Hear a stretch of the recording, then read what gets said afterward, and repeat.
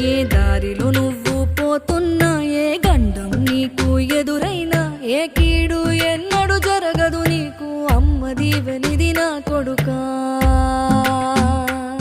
ఈ దిక్కులు నీతో కదిలేను, ఆ చుక్కలి దిష్టి తీసేను, ఏ గాలి ధూళి సోకదు నిన్ను, అమ్మ దీవెనిది నా కొడుకా.